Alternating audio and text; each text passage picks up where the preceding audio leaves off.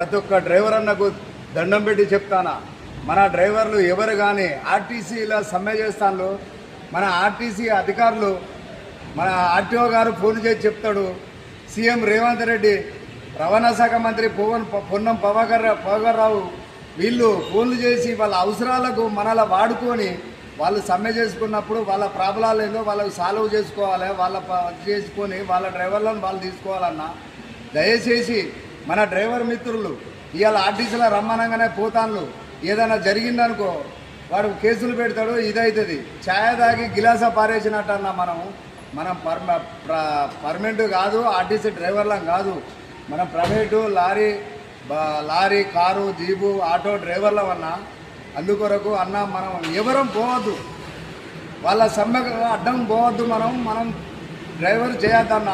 ఏ అధికారి బెదిరించినా మీ licence renewal కాదు అని చెప్తాడు ఆర్టీఓ గారు, మరి అబ్బా సొత్తు కాదన్నా, మనకు డబ్బులు ఇస్తేనే రెన్యువల్ చేస్తాడు ఆర్టీఓ గారు.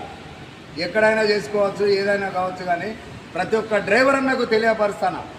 మన డ్రైవర్లు, మన యూనియన్ ఉన్న డ్రైవర్లు కానీ బయట డ్రైవర్లు కానీ ఏ డ్రైవర్ అన్నా కానీ దయచేసి మీరు ఆర్టీసీలకు పోవద్దు, ఆర్టీసీ నౌకరు చేయొద్దన్న. అలాగే అన్నలారా తమ్ములారా, మనం పోకుంటుంటే వాళ్ళ సమ్మె పరిష్కారం అవుతుంది. వాళ్ళకు పిల్లలు ఉన్నారు, వాళ్ళకు అందరు ఉన్నారన్న, వాళ్ళకు సుతా సమ్మె పరిష్కారం అయితే వాళ్ళు నౌకరు చేసుకుంటారు. వాళ్ళ సమస్య వాళ్ళది, మన సమస్య మనది. వాళ్ళు మంచిగా చేసినప్పుడు మనలా విలువలే ఎందుకు? ఇవాళ వాళ్ళు సమ్మె చేసుకుంటారు కాబట్టి మనలా పిలుతాళ్ళు. అందుకొరకు అధికారులు వాళ్ళు రవాణా శాఖ మంత్రి గారు పొన్నం ప్రభాకర్ గారు దయచేసి పిలవకండి. ఆర్టీఓ గారు కానీ రవాణా శాఖ మంత్రి కానీ ఎవరు కానీ ప్రైవేటు డ్రైవర్లు ఇన్వాల్వ్ చేయకండి. వాళ్ళకి ఏమైనా జరిగితే కేసులు పెట్టకండి.